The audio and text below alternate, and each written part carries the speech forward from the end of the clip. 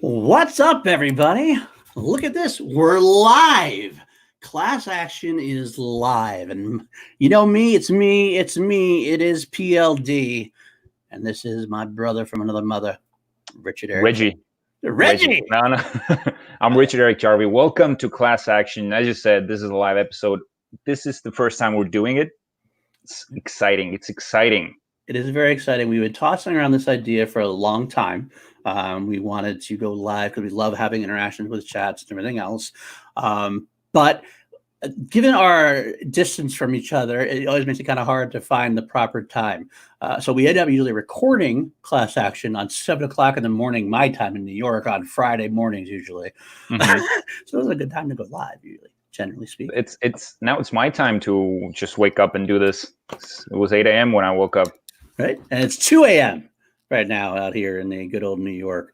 But we figured it's time. We were really excited to do it, and we decided to have a special episode. We'll say what we do usually on Class Action differs from this, but since if you might be new here, might be seeing us for the first time, what we usually do on Class Action is we take two things like we'll take a movie or franchises or actors, we pit them up against each other in 5 custom-made categories and battle them out to the death, really, to see which one we're going to declare victorious. But this week we're doing a little something different. We're actually ranking Kevin Smith movies, not all of the Kevin Smith movies, the View Askewniverse movies. View Askewniverse movie, and we couldn't do that. I couldn't properly do that, knowing I have a couple of friends. They're people you know very well from if you're from Movie Trivia Schmodown fans, like we all are generally on this channel and around the world as we are. 2 friends that are very big Kevin Smith fanatics. In fact, I have a little story to tell you guys when they got on there, but let's just, without further ado, get them on screen. We have the Shining Shooter, Rachel. I thought you were going to say Switchblade. The woman have 1,000 nicknames. This is call to action, so it's Shining Shooter here, or yeah. I can't even remember. I can't even keep straight anymore. But yeah, hi guys. It's been a day. That's true. And of course, PJ Campbell, my buddy. How are you, my friend? I am very happy to be here. Pretty late for you guys, a little late for us, but we're talking Kevin Smith. I had to be here. I'm just happy. Look at us. We're all doing this during the quarantine together. That's right. We're quarantined together. And what better to do than watch Kevin Smith during the quarantine, make you laugh? Oh, right? 100%. So I have to give a little bit of a background story. Mm-hmm. We talked about this on Twitter a while ago. I forget exactly how it came about. We were talking about how we were going through, I think I might have been doing the View Askew watch through, or somebody was doing something. And John Mariano, one of the greatest guys I know, put together this little Facebook chat, and he wanted to do a View Askew podcast at one point. And it was the 3 of us. Richard, you weren't there because you hadn't even seen that. We'll get to that. And also with Matt Kearns, and we were talking about we're going to do this podcast. Well, as we know, things don't always happen. Sometimes the spirit is willing and the keyboard is weak. Sometimes, I guess, is the way you got to say it. But it did get together that I wanted to get these people together to do this. When I was going to have, we were talking about ranking the View Askewniverse. I could not have anybody better on than you two. I did invite John and Maddie on, but it was too late. But they have sent me their lists, so they will be here in spirit. So now the other part of that equation, Richard, let's hear your View Askewniverse or experience, so to speak. I'm nervous. Yeah, this was the first time I had seen most of these movies. I had seen Clerks and Chasing Amy before. I wanted to watch, like, everyone's been talking about Kevin Smith and like there's these very like special type of movies, but I always thought of them as like these raunchy, silly comedies that don't have much to say, or I had no idea what I was like missing, but I had a huge prejudice towards these movies. Little did I know that he makes movies for the movie fan, and not just for the movie fan, but for the geeky, nerdy movie fan, which I am. Because all of his movies reference very nerdy stuff like Lord of the Rings, Star Wars, or comic book movies. So his movies are definitely very niche, but they've made like a whole new genre of their own. That's true. Actually, that's something I do usually say is that Kevin Smith is one of the few people out there that actually is probably his own genre compared to other people out there. I mean, you have the Tarantinos out there who's his own genre, maybe, but Kevin Smith makes movies specifically for Kevin Smith fans. That's what I would say. But you know what, Rachel? We know how big of a fan you are, but some people might. So why don't you give us your background on the View Askewniverse? So I've been in love with the whole Kevin Smith View Askewniverse since I was about 15, 14, 13 years old. And I actually got the pleasure of meeting Kevin Smith, and I've never fangirled out so hard. Probably cried a little, maybe peed myself a little bit, who knows. But I told him that every day I used to work in a movie theater, and I would get asked to come in all the time to fill in shifts. And so I would come home from work almost every day and put in Clerks, much to my family's chagrin. And it was what got me through my teenage years, and it helped make me like a movie fan of so many different things. And so I got to tell him that, and he like gave me a very sincere, very wonderful Kevin Smith type of, "Oh my God, thank you so much for loving me." And I'm like, I love you so much. I'm actually really excited to hear what Jarvie has to say about these movies, because I know PJ and I are like lifelong fans. So it's going to be really interesting to hear what he has to say about somebody who did not grow up with this love in their heart and has come to Kevin Smith as an adult. So this will be really interesting. PJ, what is your background? Okay. Rachel just kind of hit it. I've basically been a lifelong fan, like as far back as I can remember. When I started to really discover movies, Kevin Smith was one of the very first kind of rabbit holes I went down. I was like 13, and I was at the video store. I picked up Clerks and Mallrats, and it just like became this whole thing. And I mean, I was one of the people who saw Cop Out opening night because I fucking love Kevin Smith so much that I was going to be there. Regardless of quality, I was going to be there. I saw Tusk opening night. I went to the tour for Yoga Hosers. I flew down to Los Angeles before I lived there to see Red State in a theater with him doing a Q&A with the cast so that I could be there to support him. Like, I've loved Kevin Smith for so long. I own all of the movies. I own all of the evening withs. Like, if you've never seen any of his Q&A movies, they're amazing, and you need to. You learn so much about everything and all the stuff, like where he comes from, like his life. It's fascinating. So yeah, man, I've just got a big love for Kevin Smith, and I've gotten to meet him on several different occasions. He's also a massive fan of The Rocketeer, and almost every time we've met, we've ended up talking about The Rocketeer, which is kind of perfect for me because The Rocketeer is still my favorite comic book film of all time. Wait, you like The Rocketeer, PJ? I had no clue. No, I had no. It's not your favorite score of all time. It's fine. No, definitely not. So, Kevin Smith, man, I fucking love this dude. I'm excited to talk about his movies because they all, like, each one has a very specific place of what it means to me and like where it came out in my life or where I discovered it. So this is going to be a very interesting thing. Oh, I love it. This is great to hear. I will just throw my quick pitch out there. I learned about it in college. I had a friend of mine who she sat me down. She goes, "I got this movie I want you to watch." And I was like, that was in the 1950s, right? Yeah, but I'm just a little bit younger than John Roca. So, but I sat down and my initial back. I saw this black and white film. I kind of didn't get it for the first like 10 minutes. I'm kind of like, what am I watching? I don't really. But then by the end of the movie, I'm laughing my ass off so fucking hard. I actually had to sit there and I put the movie back on and watched it again because I was like, now I get it. I want to see this again. And I just fell in love at that point. I've been to every View Askewniverse movie. I did fall out of Kevin Smith a little bit after Clerks 2. I kind of it just didn't hit. It wasn't anything I chose. I just kind of lost a little bit of just time. Movies in general, I lost. I had a family. I had my kids growing up. I just didn't go to the movies as much. So I ended up missing them. I'm catching up on a lot of them now. I did go to Cop Out though. I did go to That's right. Well, they can't all be winners. They can't all be winners. That is the truth. That is the truth. I saw Cop Out 3 times. In the theater. I saw it twice because I was kind of like, maybe I'll like it better. Yeah, I did the same thing. So Cop Out feels like the Phantom Menace of Star Wars. People telling them, "We love this. We love this." Yeah, exactly. I will say real quick, it's great to see everybody in the chat. I want to say I don't know who's on the Take 3. Oh, it's Malcolm. I just found out. It's Malcolm from Take 3 Productions is in the chat. We got Dean Morgan going to try to stay awake. I appreciate that. Sadi, we love Sadi in the chat. Sorry, muy sorry. So I think, and Lucas Shashek is in the chat. Hi, quickly here. He has a question he wants to say where I just had it. Maxwell. Anybody listen to Fat Man on Batman?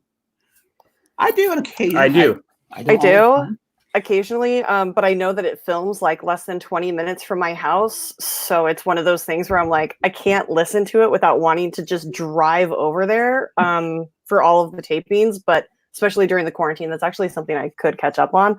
But I mean, I listen to everything that Kevin Smith does at one point or another. It may not be like when it initially comes out, but I will track it down. I did fall into a rabbit hole of his interviews. Right around when Reboot first came out, because it debuted here in Burbank. And I got to go to the screening and sat like 2 seats over from Coogan. And he was there to introduce the film, and I cried, and it was fun. But after that night, I went home and like watched all of the interviews that he had done and like just delved deep. I didn't emerge for like 3 days. So it's fun.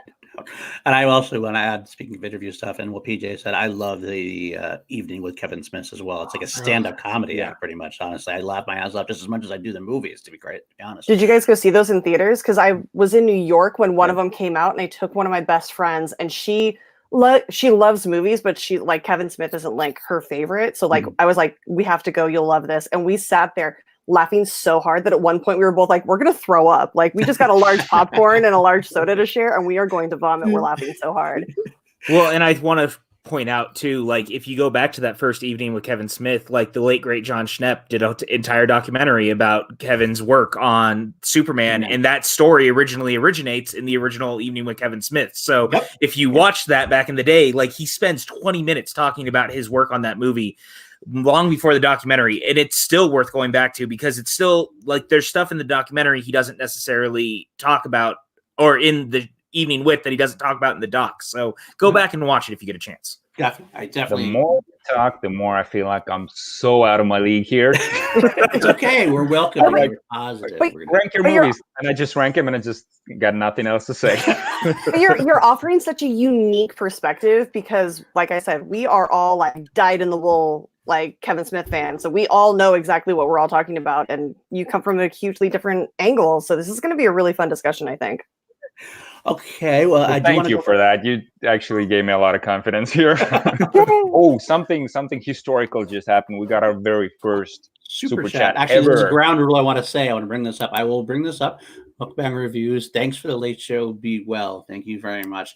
But one thing I gotta say, as much as I usually we usually push the Streamlabs for everybody. This is my first show I've ever done with a super chat or Streamlabs. I have no access to Streamlabs as far as Action Industries goes, so do not send me Streamlabs because I will not be able to check them. I mean, if you want to donate to Bettinger for that, feel free. I mean, I'm not going to stop you, but if you want me to read something, it'll have to be super chat because I can't get access to it. So I can only do so much. Safe to say, we're all doing new things here in this time. Oh, sorry, hold on, guys. I got to grab something real quick. That's fine. I'll actually discuss I can discuss the ground rules while she's on. Yeah. The ground rules is how we're going to do the rank 'em. This is actually, if you saw our Star Wars episode, which we did with Billy Belford and Maddie Kearns, we are going to do this golf style. Yep. We're going to do this golf style. We're going to put a movie in the, like, if we have 8 or 9 movies, or is it 8 movies? It's 8 movies. Eight. That's right. 8 movies we're doing. We're going to do 8 movies, and if we put the 8th place, that movie will get 8 points. And then we're going to queue up all of our listings. So if we have 3 8s, it'll be 24 points. And at the end of all of our rankings, we'll have the total points and we'll rank them down. The lowest score, it's like golf. We're looking for the lowest score being the highest ranked movie. I got a question. We didn't discuss this before, but are we like our lists are obviously going to be different. If like I have something at number 7, you have something at number 3. When are we discussing it? Oh, are we doing top 10 rules and punting? Mm-hmm. That's what I'm thinking. We can do that. Yeah, that's fine by me. We can do whatever it's like. So we're punting. We can punt. That's what they refer to it as. They punt. Yeah. They wait until later. Until we hit the highest ranked one. I think it's a punt when it's top 3 or higher. Yeah. Okay. Mm-hmm. Well, you guys can call me out on that because I haven't watched Top 10 too much of that. You'll just call me out on that. We'll just say what we are, and then we'll go from there. Okay. Also, Lucas, thank you. Taunt PLD with money. Thanks, I appreciate that. As thank always. you, Lucas. Always the best man. Thanks, Sonny. And too much awesomeness in screen. Ferris. Thank you, General Madonna. We salute you as well. But quickly, we should also say this is how the films we are going to rank, because there's a question about the View Askewniverse in general. There's obviously the View Askewniverse Prime, as I would call them, which would be Clerks, Mallrats, Chasing Amy, Dogma, Jay and Silent Bob Strike Back, Clerks 2, and Jay and Silent Bob Reboot. We're not going to include the animated movie. We're just doing live action. And we're not going to include the other two, Tusk or Yoga Hosers, which were technically made canon due to characters being involved, but it was kind of very vague. We did decide to do Zack and Miri because of Justin Long's character was so pretty much explicitly made. And on the reboot tour, I know when I went to saw the reboot, Kevin Smith specifically said that made it canon. It was had a big discussion about it. So we are going to include Zack and Miri, but not the other two. And if you don't like it, that's too bad, because that's our rules. That's what we decided before we came on here. We had a whole discussion about it. Like, I was the only one who really realized that one of the characters from Yoga Hosers is actually in Reboot, and it's so like such a small thing that we can just ignore it and move on, and it'll be fine. Yeah. Plus, I don't want to talk about my nightmare fuel, so that's like after this, I have to go to bed, and I don't want to have like a 20-minute discussion of Tusk. I'm going to send you Tusk. No, gifts. don't you dare. Can I just remember Justin Long as Bobby Love? Like, please, like, can I just Bobby Long? Make me happy. Make you happy. My favorite gay lawyer. And Maxwell, my gay porn star lover. Gay porn star. Thank you, Maxwell, for the donation. Maxwell. We love you. Appreciate love you, Maxie. Maxwell. Oh, Max. Yeah, Max is watching. Love that. Miss you. So, without further ado, let's go with our number 8. Who has our number 8? Should we let Richard go first? Sure. Yeah, throw me into the water. I'll throw you right into the water. Yeah, sure. Let me go first. Okay, so this is where I slot in Zack and Miri, but wait, just because it doesn't feel like any of the other movies. Like, I like Zack and Miri. I had seen Zack and Miri. Actually, it was the first movie I had seen of Kevin Smith ever. It was way long ago. It was exactly what I thought it was. It was a raunchy comedy with some cool inside baseball like movie reference in there. But I had no idea that it was part of this universe. Well, it got inducted later into the universe, but it doesn't feel at all like the rest of Kevin Smith movies. It feels, I don't want to say it, but it feels like another comedy of sorts. Okay. It doesn't have that sort of, it doesn't have these dialogues that he has in Clerks and Mallrats and stuff like that. It just feels like a by the numbers comedy for me. Okay. So that's why I'm slotting it in at number 8. But as I said, this is the last spot. It doesn't mean that I don't like it. It's just the one I least like, probably. All right, PJ, what about you? I'm actually in the same boat with him. I actually put Zack and Miri at number 8 as well. Not because I don't like the movie. I actually like it a tremendous amount. But if we're talking strictly like the View Askew stuff, it's got a very specific feel. This was Kevin Smith trying to do a Judd Apatow film. He's talked about that. Like, this was him trying to do a totally different thing. And it doesn't have the flair that you kind of know. Yes, a little bit. But because he was trying to do something different, it's not quite the View Askew movies to me. So it sits just on the outside. I still love the movie, but it's not top tier. Okay. Rachel?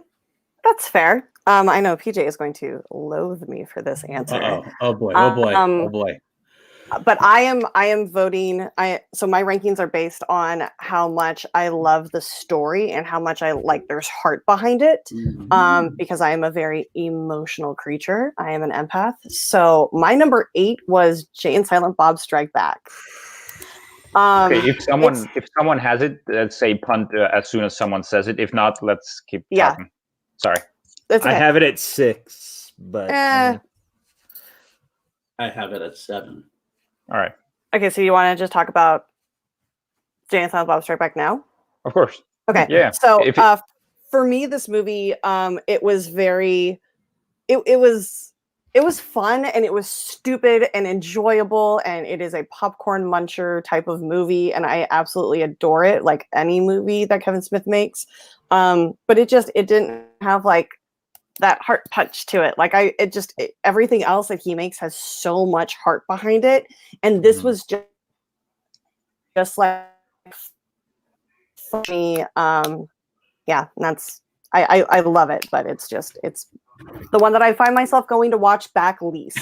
I'm sorry. Sorry, Fairs. Interestingly enough, it's Rachel who's the one getting heat here, not me. Yeah, Rachel just like threw down right out the gate. She was like, "Fuck this." Come at me, bro. It's been that kind of day, so fuck it. Bring it. Fuck Jay and Silent Bob. Fuck them up their stupid asses. You know what? Actually, it's an interesting thing for me because I will go forth with mine, and I will do 2 in a row because I'm gonna say that my 8 was also Zack and Miri at that point because exactly the same reasons that PJ had said and Richard had said. It was, like I said, it was retroactively made because the whole thing was a Judd Apatow style movie, much more raunchier, less self-referential. So there's less of that feel of this is in the same universe, same. It's not like made for the Kevin Smith fan. It was made for more general audience. So you feel that lack of something to me. Love the movie. I think it's a great Judd Apatow movie. It's actually better than some of Judd Apatow's movies. Agreed. Judd Apatow movies.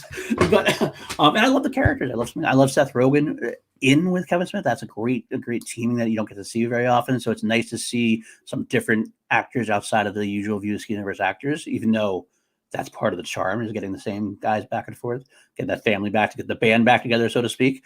But I will say the same thing. So it's just outside. I love the movie. I give it an 8. But I will go into Rachel's 7, Jay and Silent Bob Strike Back, because that is my number 7 for exactly the reasons she was talking about. I too love the heart of Kevin Smith. Kevin Smith to me and in general is a raunchy filmmaker, but I always describe him as he's the most innocent, raunchy guy you'll ever meet, because even though he's raunchy, he get all these blowjob jokes, dick and fart jokes and everything else, but he's got like this heart of an innocent 13-year-old boy. And like it's all swatting for him. It is not like, even though he's saying all these dirty things, it just doesn't sound as dirty because it just seems like you want to hug the guy, you want to hang out with the guy. It doesn't sound crass and dirty old man like it should sound, dirty old man, but it's not. It's just, you laugh at it, you love it. It's hard to explain unless you see it that way. But because of that, there's not as much heart in Jay and Silent Bob Strike Back. It's more about that's the greatest hits movie. It's I'm going to take everything I did in the first couple of View Askewniverse movies. I'm going to show you the beats I've had. We're all going to laugh at the jokes we've done before. We're going to sit and get high, get drunk together, and just have a blast and a good time. Not there's anything wrong with that at all. I love the movie, but there's others that are just higher because this doesn't hit the emotional beats that some of the later one, higher up in the ranking in mine do. So that's my 8 and number 7, Jay and Silent Bob Strike Back. So can I touch on something about so Kevin Smith to me is like he is like a 13-year-old boy, but like a 13-year-old boy like back in like the 80s and 90s where it wasn't super creepy and like when 13-year-olds weren't having sex, it was like this innocent, jovial, like blowjobs are funny. Like it's so endearing and so it's got heart to it. But like that I just wanted to touch on that. Yeah, if I can interject, it's like he's saying all these offensive things, but it's not offensive the way he's doing it. Like if someone else used that kind of dialogue or did this kind of things, it would come off probably offensive. When he's doing it, it doesn't. He does it in a sort of, I don't know, like a tee-hee. There's no malice. He has a way of doing it. There's just no malice in whatever he says. Exactly. I think that's why if you look at like Phil Lord and Chris Miller, I think they come from the exact same school because the Jump Street films are very similar and like they kind of feel like tee like we're making jokes, but they're awful and yet we laugh. Like it if you know what you're doing and you really have that kind of heart in place, I think you can go a long way. And that's why something like Jump Street can go as far as it can go. And I think it's because that they grew up watching a lot of what Kevin Smith did. Like Kevin Smith laid the groundwork to be like, we can be horrible, but it's kind of cute, and so we can get away with it. That's exactly my point. You say the word cute, you're talking about dick and fart joke, but it's an apt description. That's what it is. It's a very cute dick and fart joke. It's adorable. Also, real quick, Thrawn keeps throwing into the chat that we shouldn't have Zack and Miri on here and that we fucked up the list. We explained up front that because one of the characters is explicitly from Zack and Miri, that it had to be on the list. We had it at the bottom for a reason, but it had to have its place. Whereas Kevin Smith said it was canon. Yes, whereas that's it. Yoga Hosers, it's not as explicit. Like, the only reason I knew was because I watched a one-off interview he did on YouTube. That was the reason I knew. Outside of that, though, like Zack and Miri, that character is so clearly from Zack and Miri, and Kevin has said it on almost every touring date that he had, that we're going with it. That's what he told you. He said it in the reboot specifically. He never mentioned anything about Yoga Hosers or anything else in the reboot shows that I saw. I get what you're saying, but that's science, that's math, that's class action math, like it or not, I guess. What is going to do? Class action math. He's going after us for saying that both are confirmed, but we also had already said off chat that even if we had them, that Tusk and Yoga Hosers would both be at the bottom. So if that makes you feel better, they're both at the bottom. There you go. We'll give them an honorable mention later. It's fine. Mention. We'll discuss it. That's what we'll do. All right. So I did my 7. So why don't we go, Rachel? We'll go back around to you, ladies, first. On this one. So my 7 is Clerks 2. What the hell? Wow. No, we're punting that. We are punting that shit. Punting. Sorry, my headphones came out. And Braun, no, I do not dislike Tusk or Yoga Hosers. That's punting as well. Punting. Yeah, I mean, I understand it, but like, this is where it is very obviously women and men having different opinions about things that matter to them. So I love Clerks 2, but it is my 7. Okay. All right. We're going to punt we'll that. Discuss That's it fine. In like an hour. So. You know what? Before Richard and PJ go on, I should say I almost forgot already. This is 2 a.m. for me, and I've been drinking. So Mariano and Kernsey have been putting in lists. I'm supposed to be mentioning their lists. So John Mariano, friend of the show, he had Jay and Silent Bob Reboot as his number 8. Matt Kernsey. Yeah, so I'm gonna have to bring him on later on a different show just to lambaste him a little bit. Y'all don't get to be angry with me at all anymore. Kernsey had Zack and Miri at 8, like most of the rest of us. And their number 7s, Mariano had Zack and Miri at number 7, and Kernsey has Jay and Silent Bob Strike Back at number 7. So that's kind of in line. Kernsey's been in line with us a little bit. So no further ado, PJ, why don't you hit us with your number 7? I feel like I'm about to get slapped now because of what just happened. My number 7, is Jay and Silent Bob Reboot. Okay. See, look at this. Rachel's up and leaving it now, and I don't know if we're supposed to be punting or what. I don't understand.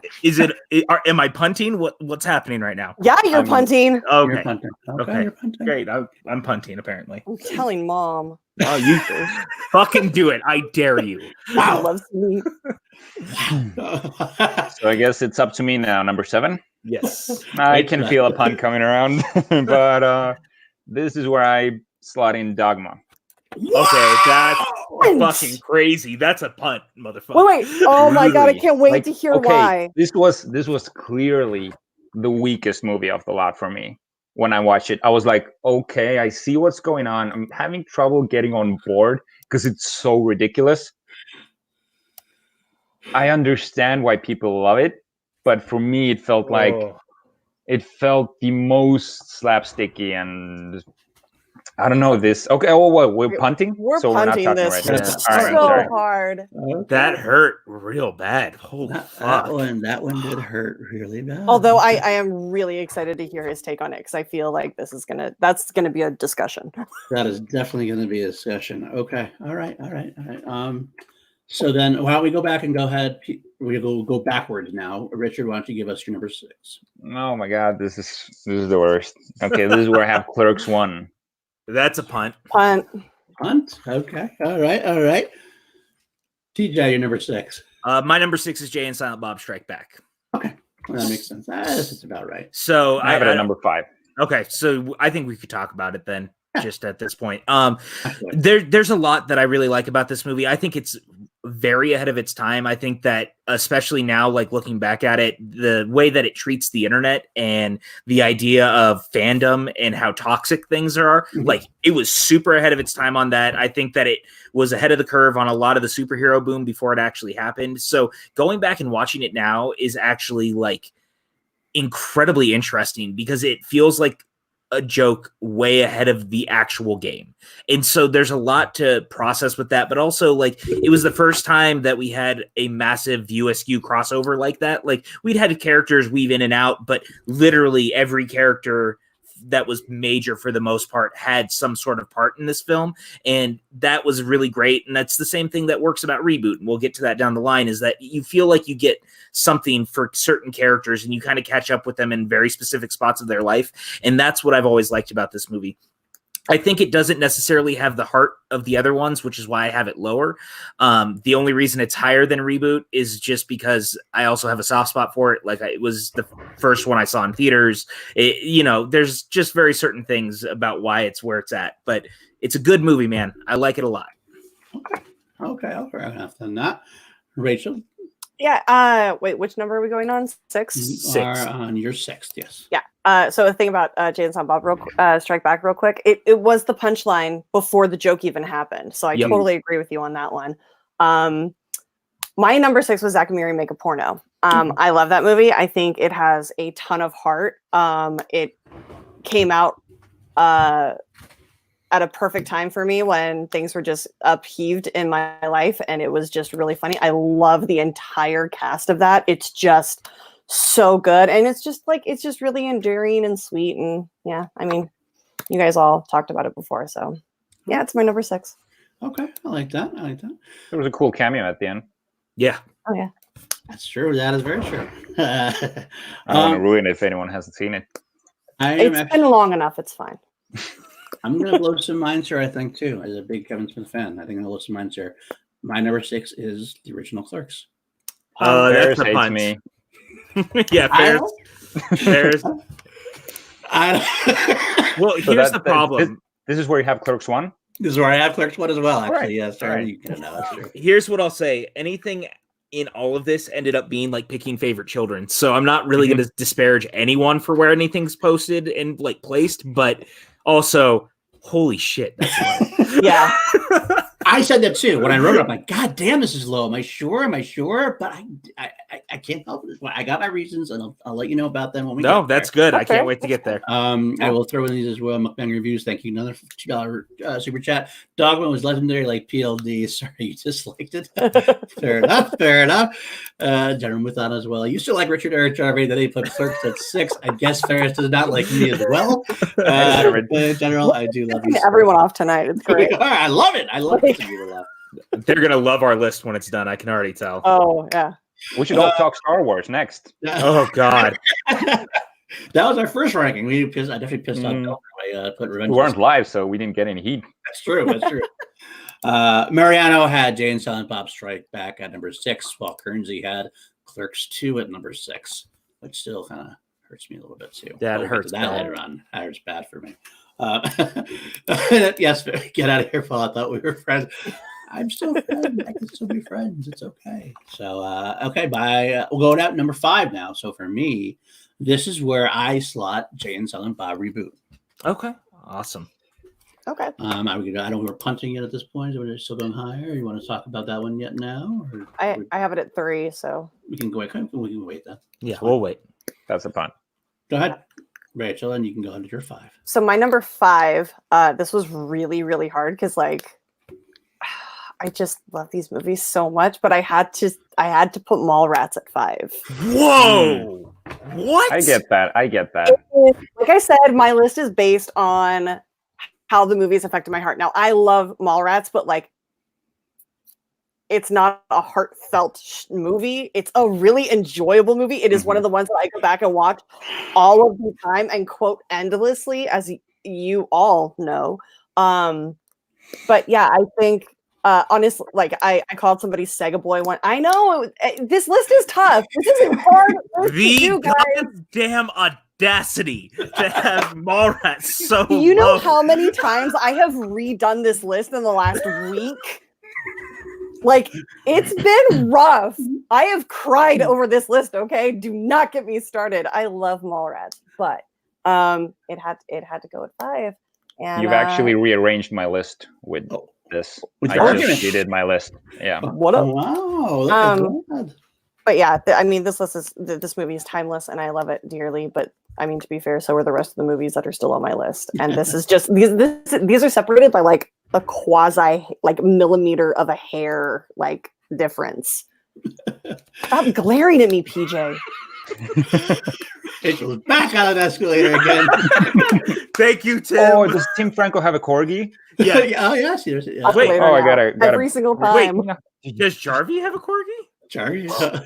You never do Oh, that. there we go. There we go. Hey, Jarvie. Puppies being rated. Oh. Holy shit, Oh. puta blavata. Corgi as well. Just when we thought we were pissing everybody off, we're bringing everybody back together with corgis. Oh, wow. Did we just become best friends? Yep. Yes, we did. And not to be outdone.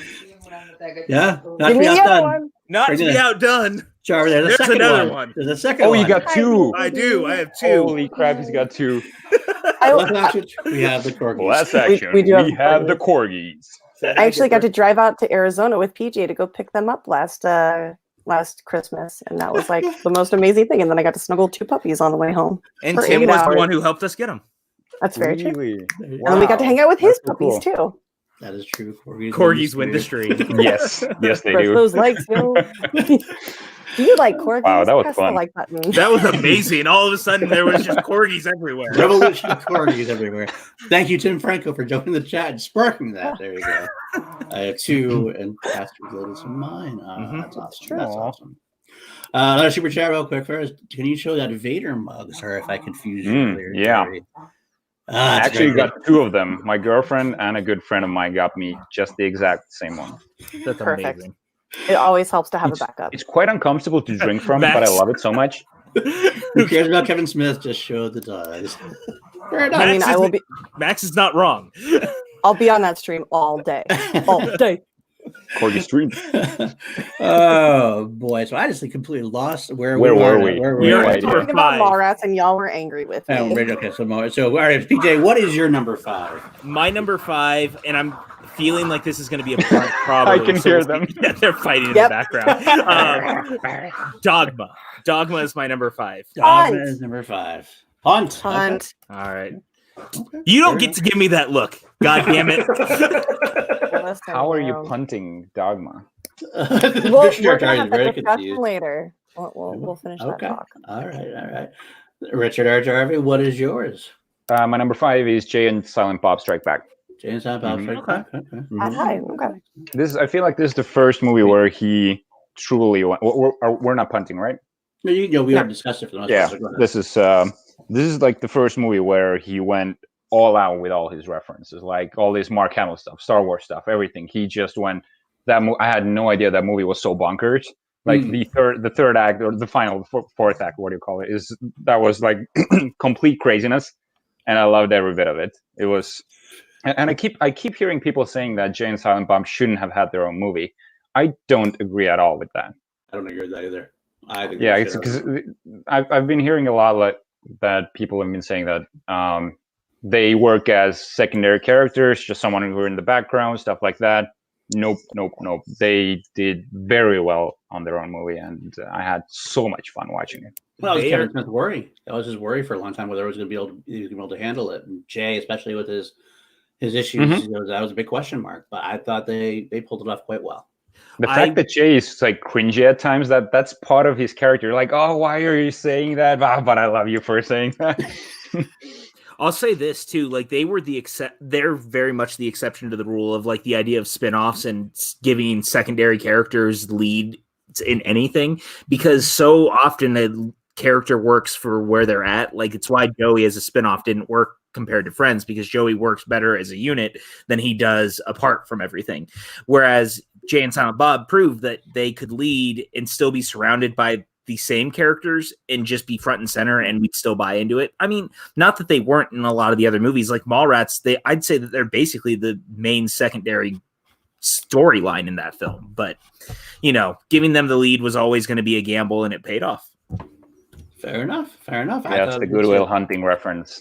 Yeah. Yes. Hunting season, bitch. Apple sauce. All right, Mariano had Clerks 2 at number 5. What? I know that pissed me off too. I believed in Mariano, and he's failing me. Kearnsey had the reboot at number 5. Interesting. Okay. So these are all very interesting to me. I don't know. All right, Richard, go with your number 4 then. So this is where I changed it. I've got Mallrats at number 4. Oh, okay. Where did you have it? I'm gonna say what I have at number 3 next round. Okay, fair enough. Fair enough. But Mallrats, are we punting or can I talk about it? Mallrats is still a punt for me. Okay. Fair enough. Let's see then. PJ, you're number 4. My number 4, and I'm bracing for the word punt coming from Rachel right now, is Chasing Amy. Punt. Yeah. Are you kidding me? This is a huge punt. I think this is where fresh eyes come in handy, because I agree with PJ. What Chasing the Amy shit? as my 4. Wow. I'm telling you, my top 5 were like this close. It was so just mustache hair apart. Is what no, totally. And I was 100% thought that you were gonna be like, get the fuck out and like throw me out a window. No. Chasing Amy is my 4. So we'll talk about that later. All right. At 5, get out of here, Mariano. I get that. Chasing Amy is Kelsey Kirkland's favorite. Funny enough, Thrawn's worst least favorite. I love that, though. We love that this way. That was for Kelsey, not that Chasing Amy's work. Oh boy. My number 4 then is what do I have? I'm not sure. That's actually where I slotted Mall. I had to double check because I've changed mine a lot too. This is where I put Mallrats as well. I do find that on the rewatch I did, it didn't age as well to me as some of the others. I don't know. It's hard to explain why. I just didn't. I felt like it was Kevin's next step into what he wanted to be, but he couldn't quite get there yet. But there's a lot of great references. I feel like he did. We're still punting, though. Oh, we are still punting, aren't we? Yeah. I'm sorry. Yeah. I'm sorry. We'll get there. We'll get there then, folks. So I guess then I'll go to my number 3. And this is where I spot Dogma. Number 3. I mean, we can talk about Dogma. What are you doing? Jeremy with the hate for Dogma. That's funny. Okay, it's not hate. I hate none of these movies. I know. I mean, if we're in the top 3, do we punt if it's higher to like wait? Because I've got this higher. Not higher. How do top 10 rules work? I don't remember anymore. We'll just get to it when if it's Rachel, because I think Rachel's got it highest at this point. We'll just wait till we get it to Rachel's list. Okay, that's fine. Yeah. Okay, fine. All right, then go with your number 3 then, Rachel. My number 3 is Jay and Silent Bob reboot. That is shockingly high. Wow. I switched it to Mallrats.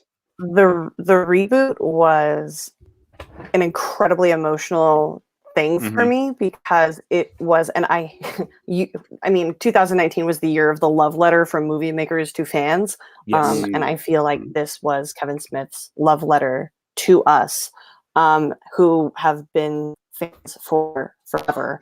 And it just had me super emotional. And then there was the whole, Ben Affleck monologue that he had. Everything was super tongue-in-cheek. There were things in the background, like I've watched it like 4 or 5 times at this point, and I'm still finding like little blurbs that like I totally missed in the background that I'm just like, oh my god, that's perfect. Of course they put that in there. It's like a t-shirt or like a bumper sticker on a car driving by, and you're like, of course they did, because this is for us. This wasn't made for the general public. This was made for us, and I love this movie. I gotta tell you, I'll jump right in there with that. We could talk about this now. At one point this week, I had this as high as number 3. I did. Are we like talking it reboot now? Right? Yeah, we're talking reboot. I love this movie. What I love about it is that it was so. I mean, Kevin Smith basically. It was a genius move. Some people called it lazy and predictable, but he came right out and said, "I am remaking Jay and Silent Bob Strike Back," and it was just a great commentary on our reboot society. Yeah, but he totally could plagiarize himself, do the same movie, but he did what Jay and Silent Bob Strikes Back didn't have. It added that heart that was missing from Jay and Silent Bob Strike Back. That all of the same references were there. A little bit older. Jason Lee is starting to look a little older now. You could tell, and then Brody's hair is a little lesser there. But you add in those moments not only in the story, but they hit home from real life. You see Jay, who Kevin Smith has Harley Quinn in there, and Jay has a daughter now, and I remember they say film scenes actually mentioned in the reboot show that I went to. Like Jay, the scene with Ben Affleck, Jay has Jay's daughter in it, so Jay is actually talking to his daughter. So he actually really is like interacting. So you see this Jay kid that you grew up with, this kid who had such troubles, such a hard life at times, or such hard battles with demons. And there he is. He's a father now, and the love in his eyes is so amazing. And he really shows that with the character that Harley Quinn plays as well. But even more than that, the Ben Affleck scene, which it doesn't matter in the movie if you like it or not. Like it was Kevin Smith and Ben Affleck rekindling their friendship of like forever when they had such a falling out. I'm crying almost thinking about it right now. I don't know how I put this so low, to be honest with you. That movie made us all cry so much. I really did love this movie. It was really good. And you get to catch up with everyone. Like I'm not like and not just the monologue in the Ben Affleck scene, but when I heard Alyssa, when I heard that voice, I burst into tears. I was like, oh my God, this is perfect. Everything they did was so perfect for the fans. Brody mentioning the fact that he and Shannon had a daughter, and he called they're still together, and it's perfect. Well, you guys managed to get me to change it and put it in my top 4. All right. There we go. So there we go. Look, and it really wasn't low because I don't love the movie. I purely absolutely love the movie. Like anyone who knows me knows how much I loved it when it came out. I've gushed about it since the beginning. It's the Affleck scene. Mm-hmm. It's purely the Affleck scene because the Affleck scene is the best written thing he has ever done. Can we watch that clip? I wish we could, but I don't want us to get a strike on the show. I've also made it a rule to not cry on camera live. The relationship that Jay has with his daughter as it progresses is really, really beautiful. I love a lot of the jokes within it. I thought that the Dogma reference was so ridiculous in the best way, and all the jokes about Damon's career within it were incredible. This movie was made for us. It was 100% made for us. That was why he did it. And the other thing is on top of that, he made fun of himself. And that was something that he didn't do in Strikes Back.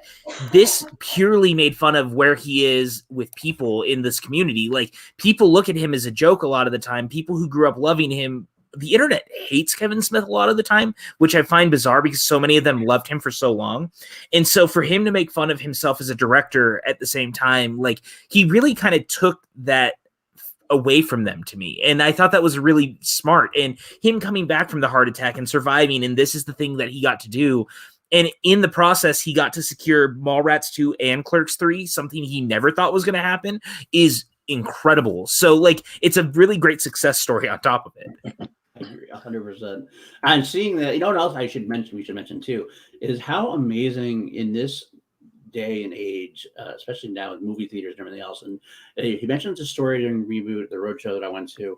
I'm sure a lot of people went to, how the distribution, the marketing of it, that takes up so much of the budget. And so he makes this amazingly gifted way of, I'm going to market this, I'm going to distribute this film in a completely different way than anyone else is distributing films. Now, Kevin Smith is one of the only people who could probably do this because he has that niche of a fan base. But he can tour around and make the investors their money back. And you don't need a wide studio release to be successful. This film was a successful financial film for him and for his investors, and he just did it by going on tour with it. I'm not going to put it in the theaters really, but there's a couple minor week-long releases, I believe, at some point. But it is basically going town to town, and you're going to watch the movie with me. Right. And 200 of your closest Kevin Smith friends or whatever. And that makes it even a better experience. It's the Star Wars experience. You're seeing it with everybody who's going to laugh out loud at all these references that maybe a casual movie goer might not get. But it's because you're with your best friend, your best Kevin Smith friend, and you're going to love it. You know what I mean? Thrawn is saying, did he release it this way because nobody wants to touch him? No, he's been doing this since Red State. He realized that cutting out the middleman was the best way for his movies to be successful. He can fund the movies he wants to make for very little and make the money doing it. So a movie like Tusk was the last one he really did with a studio, because I think that was with A24, and he lost money on it because Tusk was a very niche film. So when he went back and did Yoga Hosers, and like he had done with Red State, and now what he's doing with Reboot and Mallrats and Clerks, he's cutting out the middleman. He's getting the money he needs, just enough that he knows that he'll break even and make money for them. Like, he's honestly maybe one of the smartest businessmen in Hollywood, because he has a very specific fan base that will show up, and he knows that, so he plays to that fan base. It's very few filmmakers can do that. Rob Zombie started to figure it out. He did the same thing with 3 from Hell. It's the thing that I'm hoping Robert Rodriguez will do with Machete, because I would love for him to do the third Machete. Like, play to the audience that you have. It doesn't need to be a $10 million movie. Make it for 4 and tour it. Like, I would 100% go to a Robert Rodriguez Machete roadshow tour. So that's just me. Absolutely. Quick question about the final act. Is it actually at Comic-Con where they're filming it? No, they staged their own Chronic Con.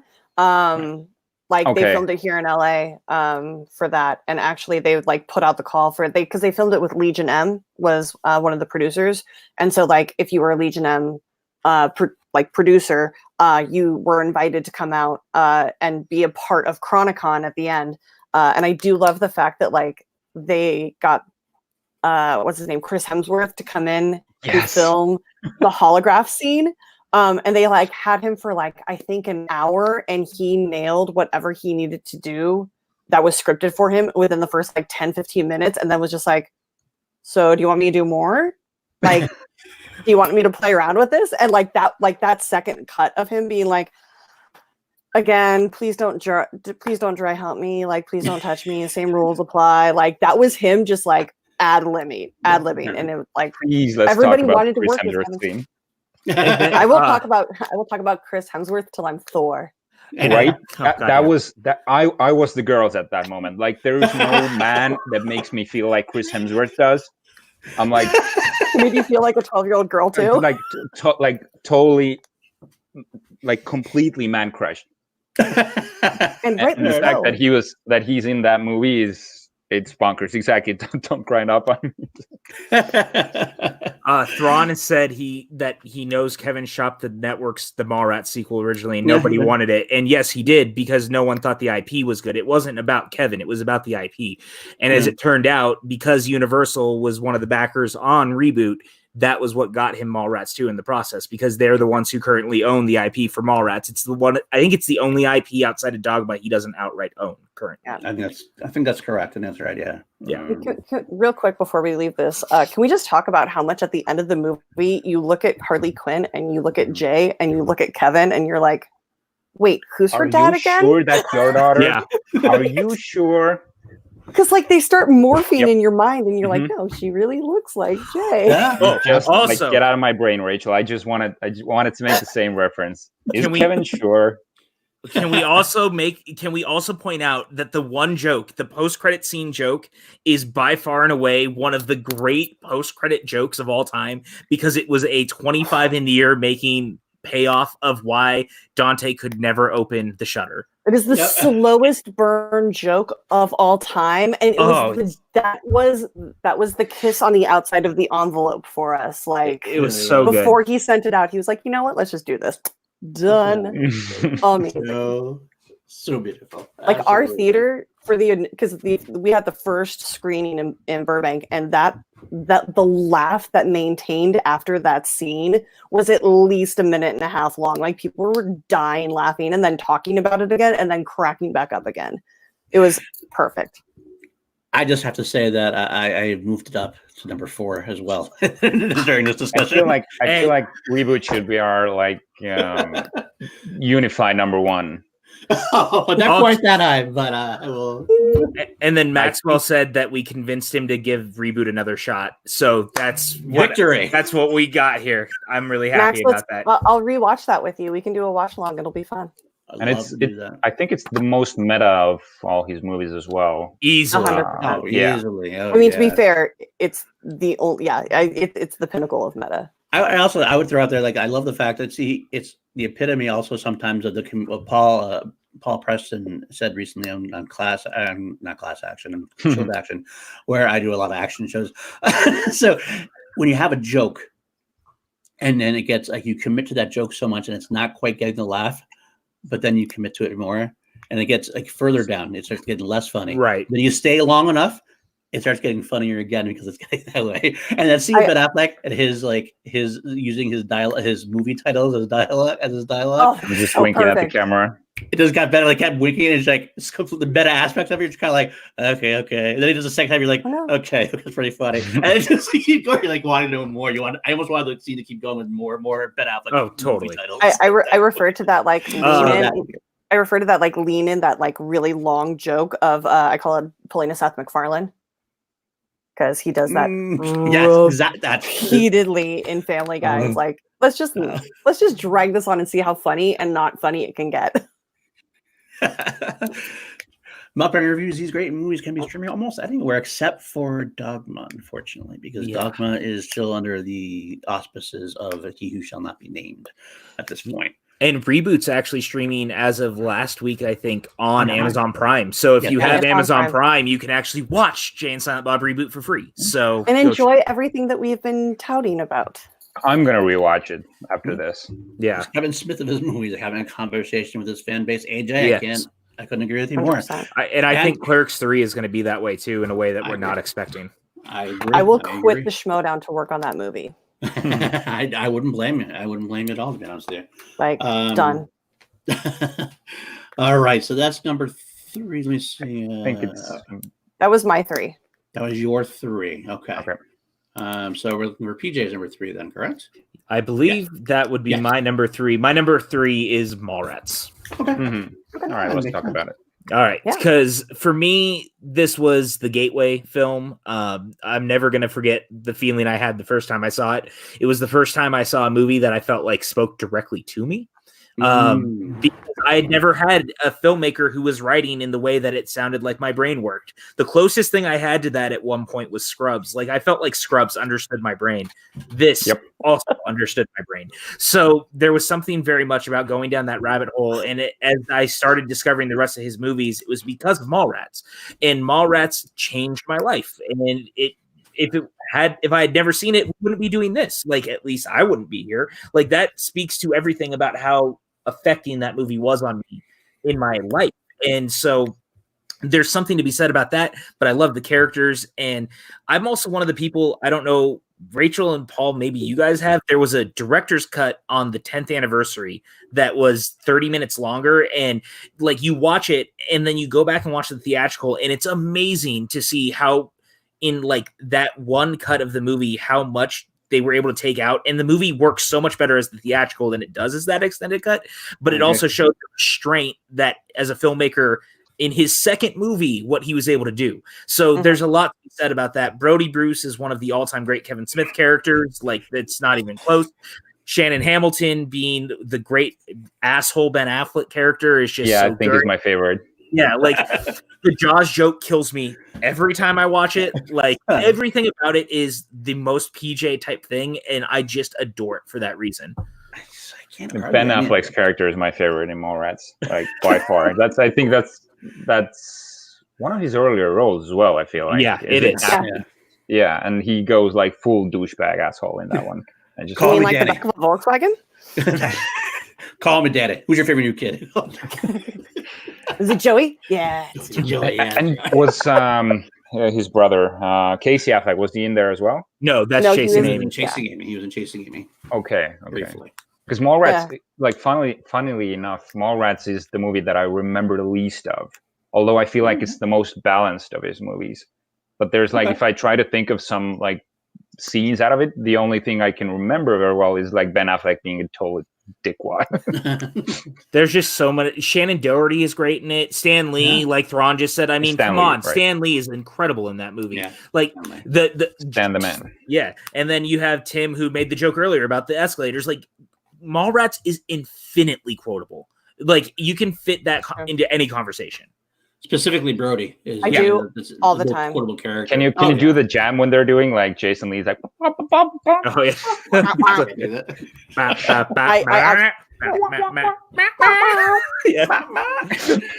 I can do the entire thing.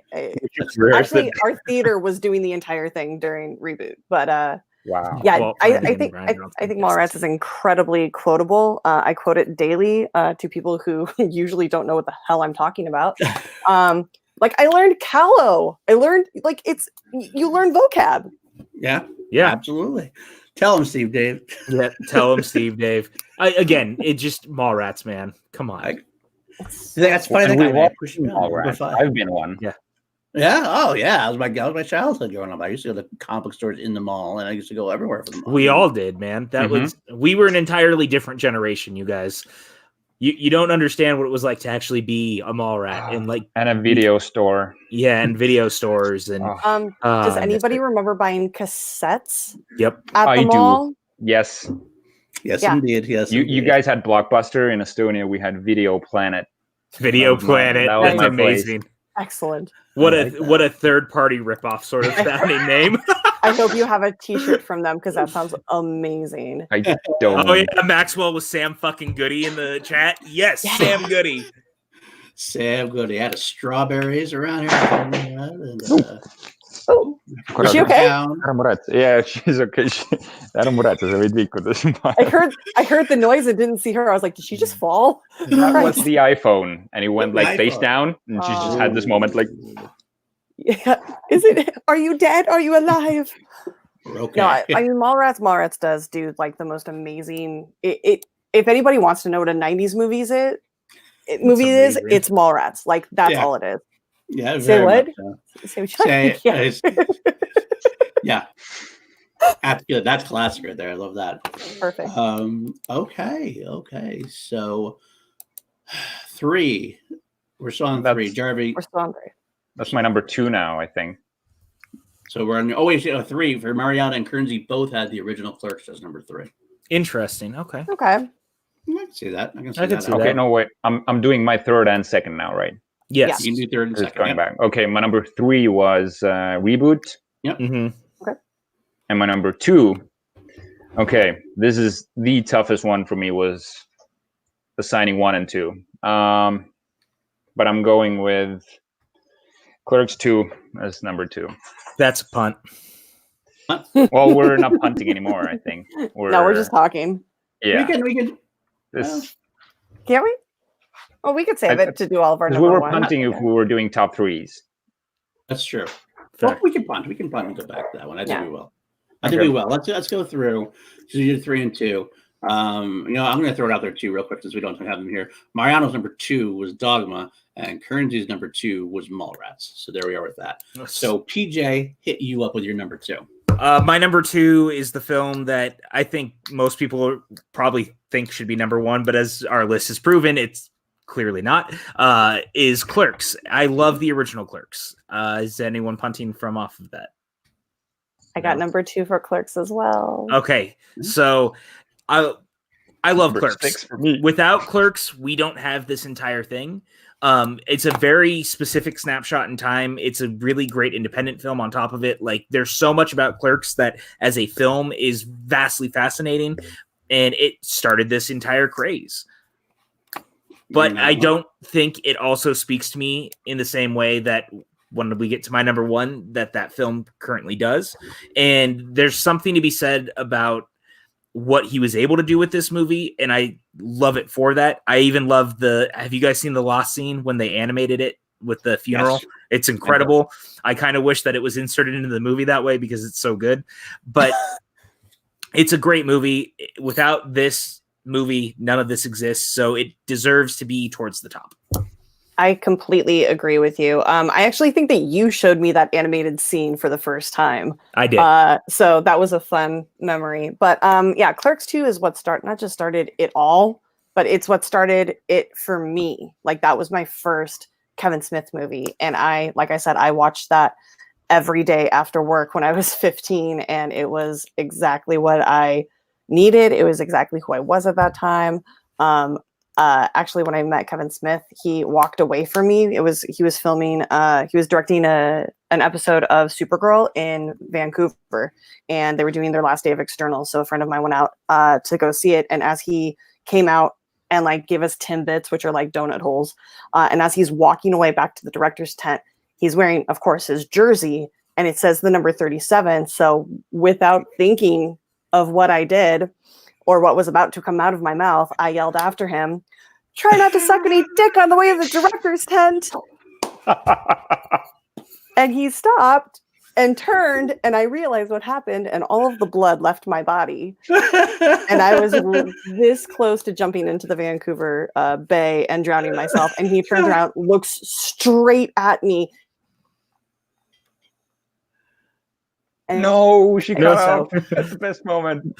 that movie means so much to me. It's so perfect. It's endlessly quotable, which is why I found it really funny when somebody tried to challenge me on what my answer was on my last match. But All right, that's neither you're here hitting nor Kevin there. Smith on Schmodown like right before we did this episode. That was perfection. Oh yeah, actually that was their category. I just got all the points for it. Oh, Sorry, love you guys. I literally think there's no one who has hit Kevin Smith more times in the Schmodown at this point than you. And Nobody's put it on like I have. that's what I mean. It's just funny to me because I'm always like, oh, Rachel's in, and I have to rewrite more Kevin Smith questions. Yeah. I will stop real quick. We got some secret chats. Ferris Madonna likes Jarvie again. I Yes. appreciate that, of course. And he actually came back and said, "I knew I liked PJ and Rachel." Aw. I like Ferris. I love that Ferris I is got- a good dude. He is. He I love really that I got his love again because he cheated me for a second there. Ferris is also a huge Fast and the Furious fan, so he and I get Yes. along very, very well on that. It's all about family. It's all He has about- offered to be on the show if we ever do a Fast and the Furious. I saw him. class. I saw him say that earlier, and I was like, "Unless I'm there, that can't happen. Like that doesn't happen without me." It's gonna be the longest show because you only live your life a quarter mile at a time, so it's gonna Really? take forever to get there. So Fair enough. Okay. you can laugh, so- PJ. It's okay. So okay, so Rachel, then your number 2 Was Clerks. was Clerks. That's right. You said that too. All right. Yeah. Therefore, my number 2 then is where I slot in Chasing Amy. Okay. Excellent choice. Punt. Okay. I'm again. really That's glad I coming from heard the Jarvie. I'm really glad I heard the "put" in that because I was like, "Excuse me." we can talk about Chasing Amy right now, I think. Okay, Because that's fine. We can Right? talk about Chasing Amy if you want. You want to talk about Yeah, Chasing because Amy? it's gonna come back to you for number 1. So All right, fine. I mean, let's face it. I love this movie. Oh, you know what? This is a kind of bad show etiquette. I never actually talked about Clerks. Can I throw my opinion on about? Of course. no, you you can. can't. No, you can't, Paul. No. I go there. So the reason why I slot Clerks in so low, and here it is, exactly the same reason that you all said. I love the film, but it is what started it all off. But to me, when I'm ranking the View Askewniverse movie, it's not the movie I want to watch all the time because it doesn't have all the referential moments that I grew to love. It's like the beginning of the love is there, Yep. but by the time you get to like Clerks 2 or Jane Silent Bob, that's the full-on View Askewniverse love that I'm going to get all the referential moments all the time, the Easter eggs. It's like comfort food to me. Clerks is probably in a way a better film in terms of because he's such a young maverick filmmaker at the time, really learning his craft. And I get why people love it. I love it. When I say it's number 6, it's not that I don't like this movie. I love this movie. I just rewatched it again the other night because I want to just put it on. But it's just got to be low compared to some of those other moments that hit home for me because of that basis. Now, some people will say you should put it higher because of that, but for me, it's like it's the other way around. I love it, but I love where it went even more later on. If that I got a thesis statement for Clerks. Go ahead. Clerks 1 has the best dialogue out of all the movies. 100%. I could definitely agree with that. I don't know if I'd go that far. I can respect it though. I just think that all the movies have such amazing dialogue throughout. Like it's hard for me to rank it. It really, really is. I'd almost have to give it to Chasing Amy probably if I'm going to give it to any movie. I'd be okay with that. Yeah, That's I my figured number you one. might be. I figured you might be. I think that Clerks is very similar to Jane Silent Bob Strike Back, where it's very much it is the setup, or it's similar where it's or dissimilar in the way that Clerks is the setup for every joke that gets played off of in most of the movies. Like there are so many things that are referenced back to that when you go back and watch Clerks, sometimes it clicks in your head and you're like, oh, that was that joke that they made reference to in Mallrats or Chasing Amy or Jay and Silent Bob Strike Back. And it's just like it's the nucleus of the View Askewniverse, and that's why I have it. Yeah. And I completely agree. It's just it's for the same reason you put it number 2 is the same reason I put it number 6 for some. Totally. No, I can't fault you at that at all. Like I get it. If you go back and look at any filmmaker, like you could look at Kevin Smith or it's like Steven Spielberg in Duel. You can see the beginning of Steven Spielberg, and I'm not going to put Duel at like number 2 or number 3. I'm going to put it at the bottom of his filmography, not because it's not great, but because I see the inkling of what's to come. But I also just love the characters of Dante and Randall so much that it's hard for me not to have it higher. You know, that's I walk into parties like Randall. If there wasn't a Clerks 2, I might have put Clerks higher as well. Yeah, so that's another thing I throw in there. But good point. So, all right, we'll go Chasing Amy, then we'll start talking about since we already started that. I had to go off the road a little bit as I do. But Chasing Amy, I love this movie so much. I think it was a daring movie at the time. It was tackling subjects that weren't very much talked about at the time with the homosexual aspect and bisexual aspect as he goes. It was brave in a way that Kevin Smith decided that I'm going to make a movie without relying on the dick and fart joke. It wasn't like about the dialogue. It wasn't about these like wise ass characters. There's wise ass characters in there. Absolutely. Banky's a wise ass character up the wazoo. But it was the first time I took a really heartfelt look at something. And when we talked about before, we talked about how Kevin Smith's heart is so prevalent. This was the movie that first started that off and made you go, wow, he at his core, Kevin Smith is a soft, gooey man, and I'm all for it. I mean, it's got some of my favorite lines of dialogue, as well as we were talking dialogue-wise. Banky's one of my second favorite. I love Jason Lee, basically. Me too. 100%. Best of Jason Lee in that one. Brody and Banky are just hard for me to pick, to be honest with you. But I can point out so many great moments, especially with Jason Lee. The whole sequence with the drawing of the crossroads about the Santa Claus, the Easter Bunny. Right. Yeah, there's a thing. It's your fucking imagination. Well, and when Holden goes out to profess his love in the rain to her, it's just so like it's so real and it's so raw. And that's Ben Affleck at one of his absolute best moments ever. Like I've said this before, and I still say it to this day. Kevin Smith has continually gotten the best performances out of Ben Affleck. I don't care what movie it is, if it's Jersey Girl or if it's Chasing Amy or if it's Reboot, he has continued to get the best out of Ben Affleck across the board his entire career because he writes for Ben and Ben believes in the writing so much that he takes it to the next level. Chasing Amy is that movie. Dogma is that movie. Jersey Girl is that movie. Like I love Jersey Girl, by the way. I do too, man. I do too. Perfection. Yeah, Jersey Girl is great. Like that movie gets heinously shit on because it's not his typical filmmaking and like what people want. That movie is sweet and sincere and beautiful. Like I love that movie. Me too. Talk about heart. That movie has it all. It is so beautifully done. It was so slandered because of the whole Ben Affleck and Jennifer Lopez thing. That whole thing, it just tainted it. I think if people would watch that now and go back and give it a shot, you would find a totally different movie than you thought you saw.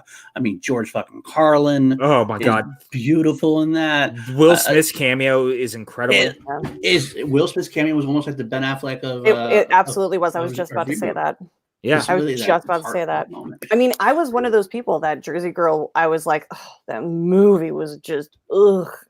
But like, I went back and rewatched it and I was like, wow, this has, it's such a beautiful, like father-daughter story. And I am a massive sucker for those. And I mean, Carlin and just the whole of it. And they sing, you know, there's a musical aspect to it for some reason. And it's like they got George Carlin and Ben Affleck to sing a Sondheim musical. Like, right. Who could do that but Kevin Smith? That movie was also making fun of cats long before the rest of us were making fun of cats for it coming out. So let's look at it that way too. And Maxwell agrees that Jersey Girl is lovely. Star Drew, Jersey Girl is a lot of fun. See, you guys get it. Like, it's so good. Jersey Girl is just the best. Affleck was the bomb in Phantoms, absolutely. Yes, he was 100%. I can't even though we can't, I just gotta say one more thing about Jersey Girl since it's out there, we're gonna bring it up there. My favorite sequence in that still breaks my heart to this day when Ben Affleck's character yells at his daughter. Oh my god! On him. Yeah, and then he it has a moment she runs away, and he has that moment you look at it and you're just like he just feels awful. And then George Carlin comes up and just says that. Wait, it's so touching. It's so powerful. It's so real. It's so genuine. It's what Kevin Smith does best. Everybody's taking part jokes, but when he does the real, like emotion like that, I don't think there's many better. To be honest, I mean, to go back to Chasing Amy, like every time that Alyssa opens her mouth and she's talking, like I was just like when she yells at Ben, like, "Oh, that's like you're telling me that you're in love with me." That's you know who I am? I'm gay. Like she goes on this whole tirade, and like when he calls her finger cuffs at the hockey game, and she's trying to explain that it was a different time in her life, and she's not that person anymore. Like, dude, we all have pasts. That I've legit almost had that exact argument with some men that I've dated, like verbatim. So it's like, and then I mean the Chasing Amy actual story that that Kevin says is so like. He does it in such a beautiful way that not only is he just such an amazing director, but he's a fucking great actor. Like he delivers that monologue so seamlessly and in such a great, like kind of, he almost treats it like a throwaway, but it means so much to him that, you know, he's trying not to make a big deal of it. And he's just trying to tell the story like it doesn't mean anything while it's really actually ripping his soul apart. And it's just like this beautiful just dance within his heart. It's just, it makes me cry every time. Well, that's why he doesn't let you linger at it. He has to throw Jay's zings in there just to kind of like make you laugh right afterwards. Like you touch it, it's real. That's what happens in real life. Well, and that goes to the point of Reboot also, because the entire sequence with Affleck also comes from that. Like that whole sequence where you catch up with Holden, which is why I think all of us ended up having Reboot so high in the end. Like I would say without that Holden scene, that movie is much lower on our list when everything is said and done. And that's pretty incredible when you think about it. Like Chasing Amy holds such a great presence that without that getting to Reboot, we may not be having the same conversation. You're right. No, it would definitely be like at least at the highest 6 for me without that Ben Affleck scene. Mm-hmm. Easily. Oh, absolutely. Completely agree. Let's talk about the moment where Ben Affleck is, Jason Lee's like, don't say it. Don't say it. Oh, yeah. Have a threesome. That moment. So he knows what's coming up. But then also her face when she says that, and she knows it's coming, and she's like, this is the end of everything that has made me happy. And this is how it's going to end, because like it's like her past is coming back and killing the happiness that she's found and like fought for, and then fought against like, you know, the lesbian fan like friends that she had in New York that were like, oh, another one bites the dust. Like she lost everything to be with him, and he destroys all of that because he's insecure and he says those words, and it's just like the most savagely heartbreaking thing. Exactly. That's why it's my number one. It's the most heartbreaking. It's the most real. It wrecks me when I watch it, but I still love it for doing that. Yeah. Fair enough. Okay, so PJ, your number 2 was Clerks, like you said, right? And Richard Jarvis, we already said that your number 2 was Clerks 2. Yep. Correct? Okay, well, we'll get there in just a second. So I'll punt on that a little bit because I'm going to wait 1 second. I will say Mariano's number 2 was Dogma. Currency's number 2 was Mallrats. And I'll just get their number 1 out of the way. Actually, Mariano's number 1 was Mallrats, and Currency's was Chasing Amy. Oh, wow. Okay. Yeah. Yes, Currency was pretty on board with us most of the list. I think that it was just Mariano who wanted to be contrarian to be a contrarian. That son of a bitch. What a jerk. Before I go number 1, PJ, can you just give me your rankings again? I know you switched them. I just want to get there, make sure we have the right order. Yeah, so right now my rankings starting at 8 was Zack and Miri, then Jay and Silent Bob Strike Back, Dogma at 6, Chasing Amy at 5, Reboot at 4, Mallrats at 3, Clerks at 2, which tells you guys everything you need to know about where my number 1 is going. All right, hold on. Where was Dogma again? Number 6, I believe. Okay, now. so Strike Back was 7 then, right? Okay. Correct. Okay, got it. All right then. Did we ever talk about Dogma? No, because it's my number 1. You know what? Let's go ahead and do it right now. Let's do it. Number 1 is Dogma. Jarvis spitting here. He's not feeling it at all. But let's go ahead and talk Dogma. Bring back the corgis. Dogma His emotional dog therapist. No, Dogma is my number 1. Oh, puppies. Dogma came out in the perfect time for me. I was literally mid-crisis of faith when that came out, and it was just one of those like perfect, like I didn't know how to explain my faith to my parents, and I literally, and my mom, who was the one who was like always like, we're going to church on Sunday, I literally took her to go see it, and I'm like, this is going to be insane and you're going to get offended, and just know that just look past all of that and look to the heart of the movie, and that's what I want you to hear. And to be Serendipity is explaining what faith is. I was like, that's why I don't like going to church. Like I have faith. I just don't want to go to church. Like my relationship is between me and God, and I don't really understand why I have to adhere to the rules that are set up by man if that is not who I'm worshiping. And it led to a huge discussion between me and my mother. I love that movie. Also, Alan Rickman as the Metatron. Yes. Okay. Yes.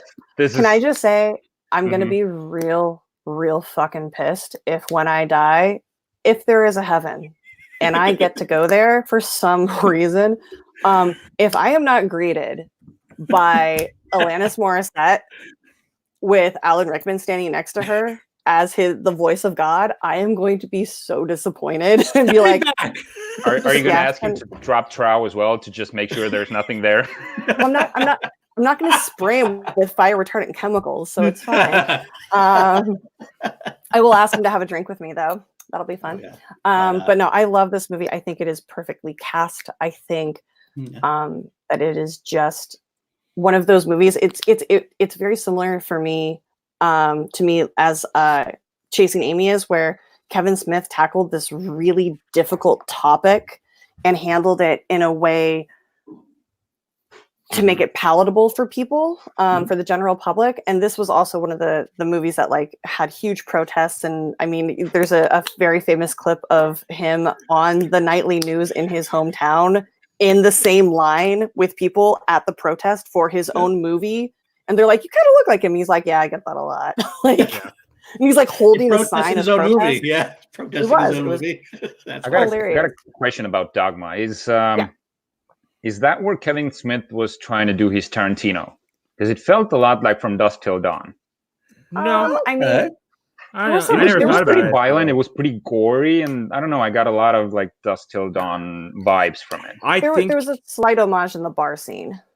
I think he was really trying to find a way to tell a story about his faith at where he was in a certain time. And unfortunately for audiences, doing that with just comedy is not really going to sell it. So you have to find another way. And I think that was his way of doing it, like for better or worse. Because, I mean, Dogma is a movie that speaks a lot to me because I grew up in a very similar situation of Rachel, where I grew up with two parents who were like very, very religious. And I had that kind of forced upon me from a very young age, and as I got older, I very much fell out of line with like the idea of religion and what that does to people. And I think that, no offense to anyone watching, and I don't mean it to sound this way, I think religion is one of the most dangerous things that's happened to the planet. I think that people hurt each other over the things that they believe, and I think that that's a really scary thought. Like, I think that Kevin had something to say about that, and that's what he was trying to go for with this idea that faith is a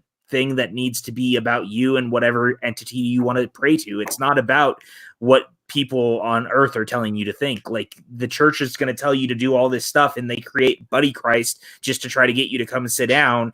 But at the end of the day, it's not about that. Like, it's about what you're supposed to feel. And And that's for me, that's why I love the movie so much, because it speaks very much to me of someone who grew up very religious, who found an out of religion, because I felt very similar to how the characters in this movie feel with the way they see things. And I really wish that he had gotten to do Dogma 2. He wanted to do Dogma 2 very, very badly. And then 9/11 happened and he was never going to touch it. Yeah. Made sense. Yeah. Well, the scene with Chris Rock and Bethany in the train, where he's telling her how dangerous it is to have a belief versus an idea. Yep. Really spoke to me about that. But also it came out at a very, who knew that the Catholic Church was going to have a worse sense of humor than the Mormons? Right. 100%. I don't know if you guys know this, but when Book of Mormon came out, there was initially a backlash, but then it became super successful. And the Mormon Church took out ads in the back of the playbills for Book of Mormon. And I thought it was a joke, and they're dead serious. Like, that whole back page is just like, interested in the Mormon religion? And why it's still there. It's still there. Like, it's still 15 there. years later. And so they leaned into it, and the Catholics have no sense of humor. And just tried to destroy this movie at every turn. I agree. Like, it was fully like the cast is, and it calls back to, like, they go to movies. What else? They reference songs and characters from other movies. Like, it's one of my favorites. It makes me laugh every single time. I will constantly quote it. Also, best on-screen Loki. Let's just throw that out there. I just want to say no one's mentioned Matt Damon at all during this entire show. So good. Loki and Bartleby just deserve their own, like, entire podcast, because those two were so perfect. I mean, the scene of them in movies. Well, even the opening scene of them sitting at the airport, like, their whole conversation is incredible. Scene. Like, that whole sequence is 100%, I think, like, the thesis of the film up front, and, like, the trying to find a way to get around doing the thing you're supposed to do to get into heaven. Like, that's the thesis of the movie up front. And it kind of feels like they spoofed City of Angels as well. Sure, totally. Right? Yeah. I got to interject my point. It's funny you mentioned that, Jarvis, your first time watching the whole Tarantino-esque thing. I never would have thought of that as a young. And they say, I think they say Jason Lee says the N-word as well. Like, it feels very there's a part where his full said it. It does. I can see where you're getting it from. I don't necessarily completely agree, but I do think it's a very interesting viewpoint that I wanted to say. Nice job. But I do want to say the funny thing also about this is, to me, you had this lower in your list. I wonder if it's the same thing that happened to me. The first time I saw this movie, I was not a huge fan at first. When I got through, I think it was because I had seen Clarice Mallrats and Chasing Amy. They'd all been kind of basically grounded in reality and nerdy reality. And all of a sudden, this was like so fucking out there with like the whole spiritual thing. There's shit monsters. There's angels. Exactly. And the last one I said is God. And it almost was like just too out there for me, as far as I'm like, this is way off the rails now. I don't get what he's trying to do. I prefer the realness of Chasing Amy and everything else. I agree with you. Yeah. And then I went, but so I watched it again now then, because when I watched the second time, I totally flipped the switch and I was able to block out that aspect of it and love that aspect of it even more. And I actually loved it more the second time, because I started to like, this is so fucking bizarre, but it's so fucking ridiculous. I love it. But there is, like Rachel and PJ both said, such a deep-seated heart of searching for belief, searching for what really matters to you and how to express that, and what means the most to you. And it does have some great scenes as well. So funny. He's Matt Damon in the boardroom still makes me laugh. You sick fuck. Yeah. in your own bedroom, no less. I gotta love all about it. So that's why I went back. If I had just seen this once through with the first, like you did, it's might have gotten like 6 or 7 for me. Now it's definitely up at number 3 for me, because I think it's great now. So this was also a movie that I got to share with my dad, because he was raised like he went to Catholic school, like for elementary school, and so he was very funny. And so I showed this to him for the first time, and we had to pause the movie like 5 or 6 times because I get my laugh from him, and he just would belly laugh like for a good 3 minutes. And we're like, you okay? He's like, go ahead, just start it back up. Like, so we would watch it all the time together. So it's like, that's another reason why it means so much to me. No, we did talk about the just brought it up. which has one of the cutest, like sweetest little nothing laughs to it when he brings out the spray, knocks out strong odors. Like, what a great movie. Why do you carry that? Oh, it's just a great movie, man. And like, I love Jason Lee. Like, he's so good in this. Like, George Carlin is incredible. The Catholic Church would never make any mistakes. Really? Okay, mistakes were made. Like, come on. Like, everything about it is so on point. And again, a little ahead of its time, because like it wouldn't be until a couple years later that the spotlight stuff really starts to come out on what happened with the Catholic Church. So like, again, Kevin Smith, like, for all his faults that people feel like he has, I think almost every one of his films has continually been just like ahead of the curve, just enough that when you go back and watch it, you get more out of it on rewatches. Fair enough. Absolutely fair enough. And Kenny Yu says that as well. Same thing as me. I appreciate that, Kenny. I salute you. I exactly agree. So if you have only seen Dogma once out there, watch it again. I'll let you know when I rewatch it. Okay, perfect. So with that being said, we're going to talk about the one we punted. I think PJ and I are on the same page. I believe we are. PJ and I are on the same page. You and me all the time. All the time. So close. I almost gave it a number 1. Clerks 2. Yes. Perfection of Kevin Smith. Rosario I have Dawson. talked about it. Rosario Dawson. The best thing about Kevin Smith, his most heart movie, taking what we learned from Clerks, bringing it forward. You have all the self-referential moments I've talked about, and you have the greatest story of brotherhood that you've ever had in my life, as far as I'm concerned. That jail sequence at the end, prison scene when Jeff Ederson, Randall has that breakdown. When here's a character who's such a wise ass through all the Clerks 2, he doesn't show that much. He breaks down and just, don't make me say it. You know, and I start bawling like a little baby. Yeah. It's such a beautiful moment of brotherhood. Maybe that's what you meant, Rachel. I think you'll probably get into it as far as a female aspect versus the male aspect. This is definitely the male moment where you've had a friend like that close to you. You've maybe watched them have to go away, and oh god, I just love this movie so much. And I'll get back. I'm gonna have to talk more about it. I'll let you guys talk first, but I have more to say. Go ahead, please. Somebody else take it from me. I am so happy that I am not the only one who has Clerks 2 at number 1, because I feel like this is such a minority opinion. Like, everyone seems to agree that Clerks is the best Kevin Smith movie, which is fine. I'm not faulting anyone, but I think that you're severely understating how great Clerks 2 is in the process. Clerks 2 is a film that comes from a place where he thought he was never going to do another one of these, and he was in a very different place in his life where he wrote this movie that he felt like he was pouring everything he had into it, and just really, it breaks my heart in the best way. Starting it in black and white, number 1, opening it to have the fire raging inside the quick stop, Randall and the terrorist, like, just, oh my, like, you're already out the gate. I know that I'm gonna love this, but you get to the end, and that ending, that jail sequence is far and away one of the, again, to his credit, his writing is incredible. This sequence, the don't make me say it, and then, you know, what would you do? What would the great Randall Graves do? I would buy the quick stop back. Like, just that whole sequence, and, you know, Silent Bob looking at them, and he's gonna say something. I got nothing. What good are you, you moot fuck? Just everything about this movie. It felt like at the time the kind of grand finale of all of these, if you will. I think that's kind of what Clerks 3 is going to end up being in the end.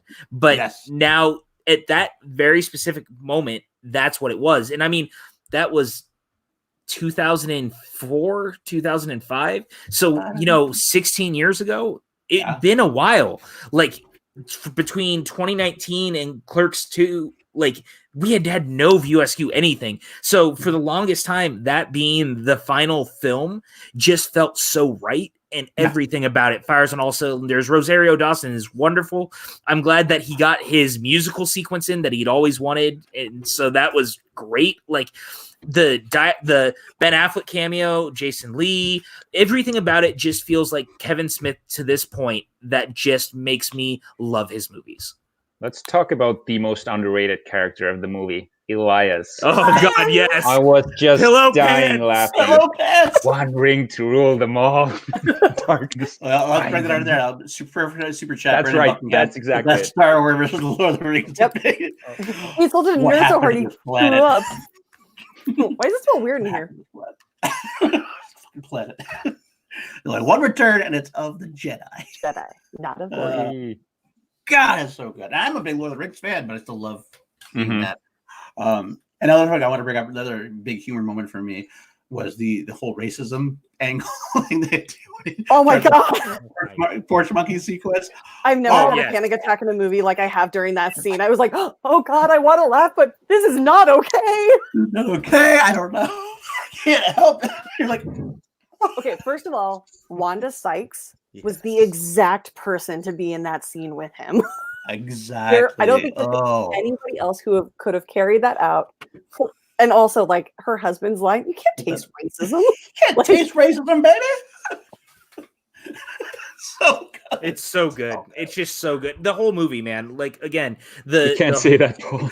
I thought supposed to say porch monkey. I'm sorry. That whole sequence is just amazing. The whole movie is like the whole thing about when he's battling the dude on his blog, and it's just so you're like, God, Randall is the worst, and it's hilarious.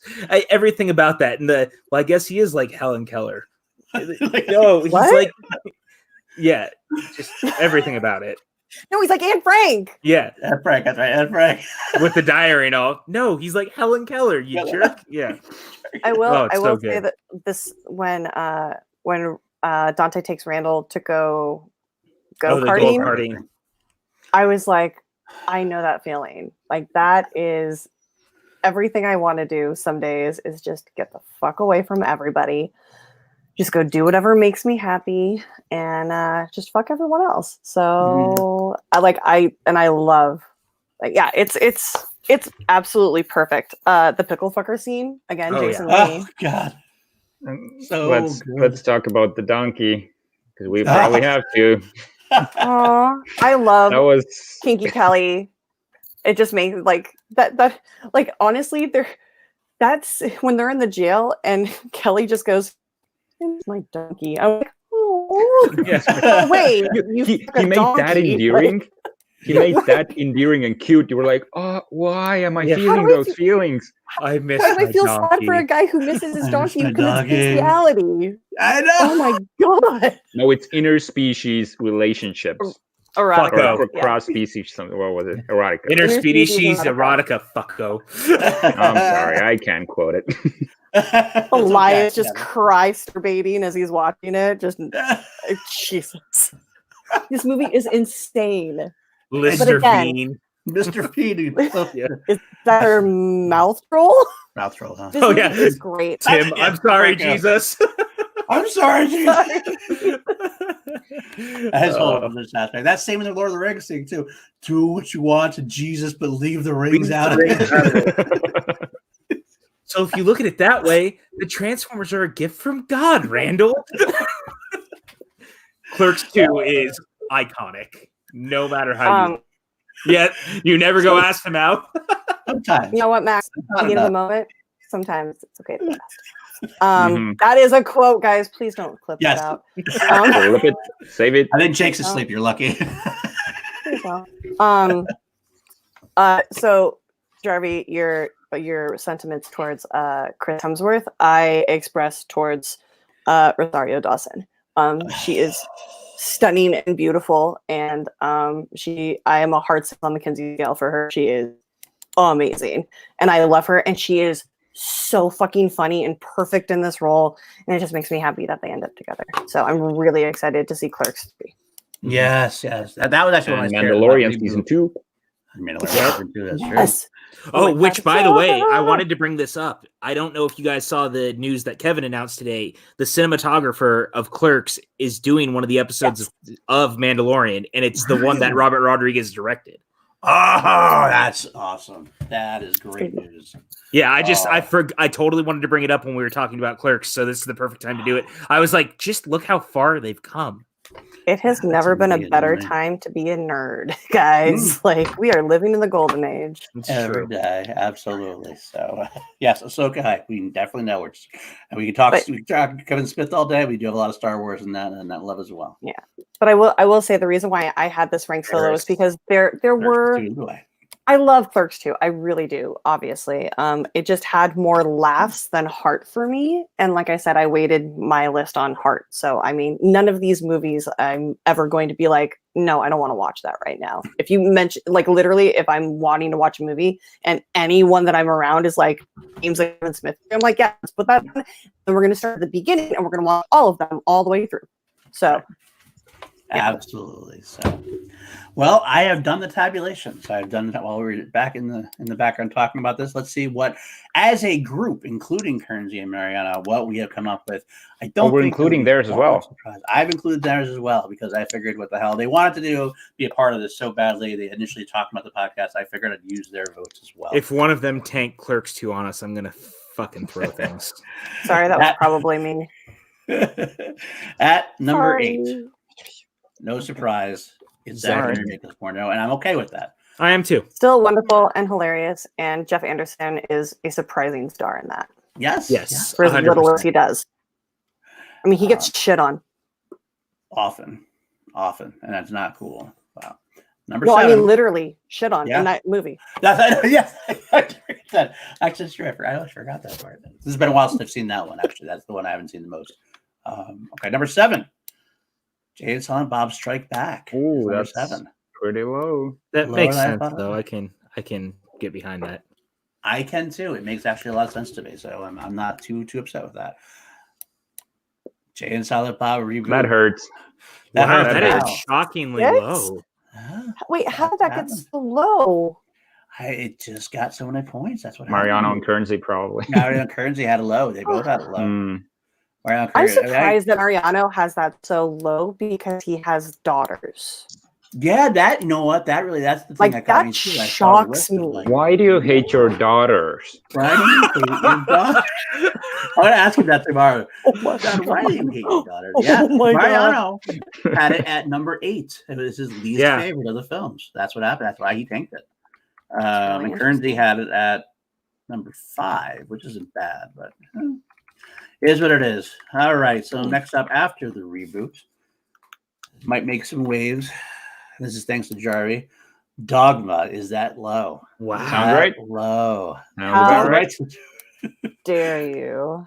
First of all, how dare you? Second of all, how dare you? Third of all, get the fuck out of here. But stay, because you have a dog on your lap, and I get to stare at your dog. That's why he has the car quirky at the lap right now. He is ready.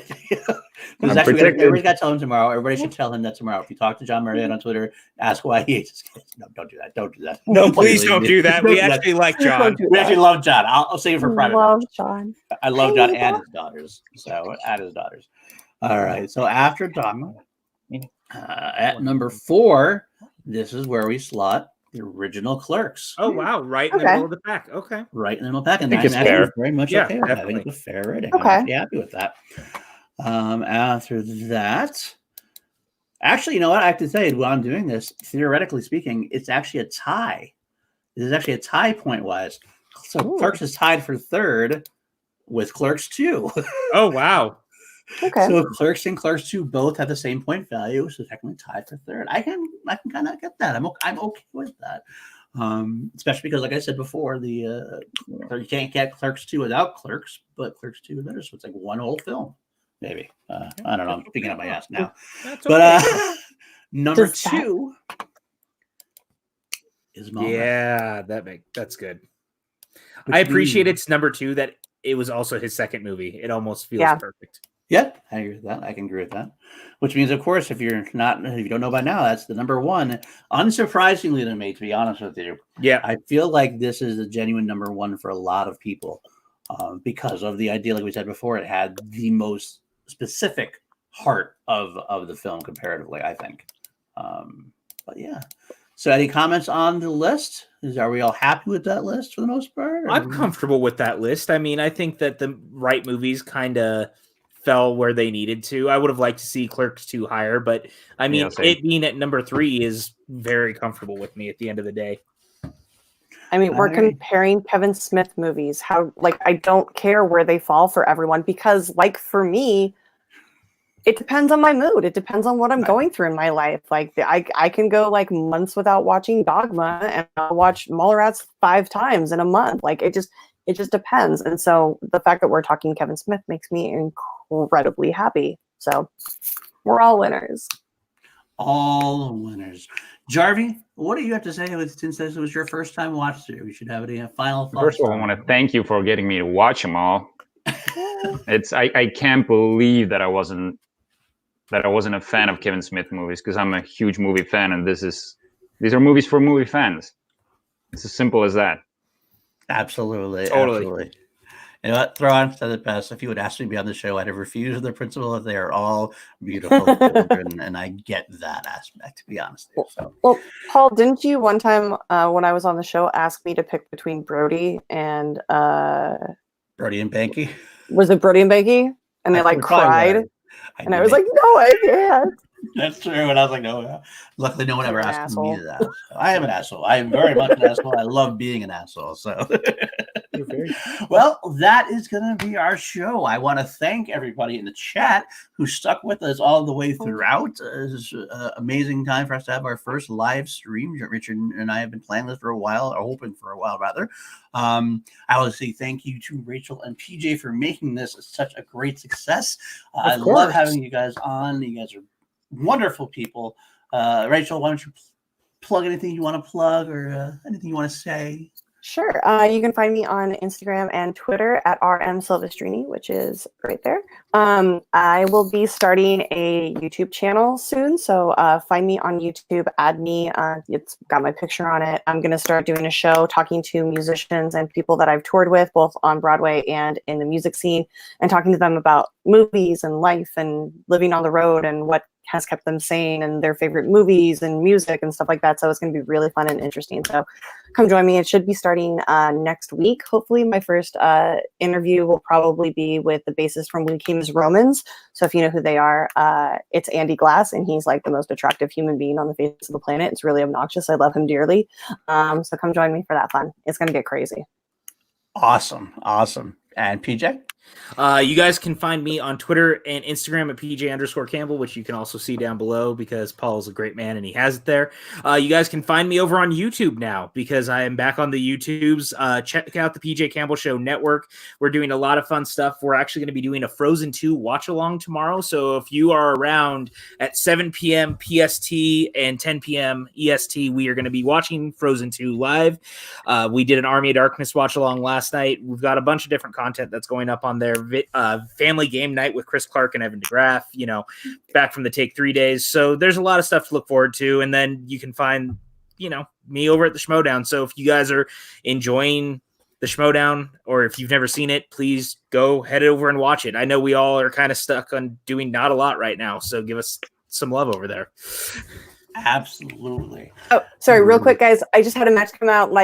Share it. I'm going to be on Backstage on Tuesday, so come watch that. It's going to be an interesting conversation. Hey, lady, could you quit taking my spotlight, please? You had your shot, okay? Sorry, you finished. I love you. I forgot to tell Backstage.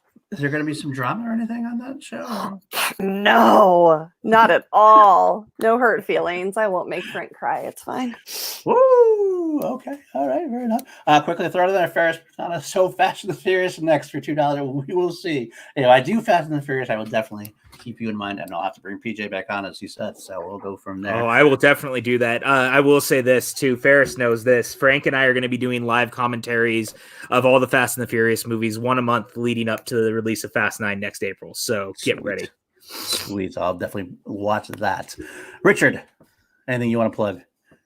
Yes, you can follow me at Richard Eric with a K Jarvie on Facebook and Instagram. This Richard_Jarvie is my Twitter account, which I've never used before. So don't follow me there. You can follow me there. There's just nothing happening there. But thank you so much, PJ and Rachel, for being on here. And honestly, I felt comfortable with taking the backseat and just enjoying the greatest hits, like scene by scene, by you guys, because I couldn't remember the specific scenes. So just going through with them all with you was perfect. Yeah, it was really fun to hear a newbie's perspective. So thank you for doing that with us. Thank you. That was definitely one of the highlights for me. I was happy to make you do it. I'm happy to get your opinion on it as well. I'll plug my projects. I have opened up a YouTube channel myself called PLD Projects.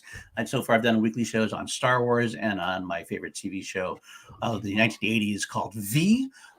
Those drop weekly on Saturday and Wednesday. You can find me on the Call to Action podcast, the Schmodown After Show, where I do a show with Danny Joy on Monday. You said Call to Action class. Oh, sorry. If the show has action in the title, I'm probably on it at some point or another. It's Do Chill to Action is our Monday interview show. You can also find me on Action Industries, which is the home, which this exact show is on right now. Thank you, Ben and Drew, for that, giving us this little slot. I had to run their Patreon. Patreon.com/Team Action. A lot of cool tiers there as well. And new action stuff going on with that. Next week for Class Action, we haven't officially decided yet. I think we're possibly going to do the Way Back versus Warrior. Yeah, I just watched it. Yeah, maybe with the Way Back versus Warrior. We did have the Miracle versus Warrior. It was actually going to do a 3-way, but he couldn't see the Way Back because it didn't open in Estonia. But now it's on home media, so now we can have the sequel to that. There, it's a corgi. So maybe the Way Back versus Warrior, and we'll go from there. So if not, we'll let you know as soon as we know. So before we get off with though, we gotta jam to the USQ stuff. Should we end the broadcast? Go ahead, start off. We got to start with little Jason Lee Brody.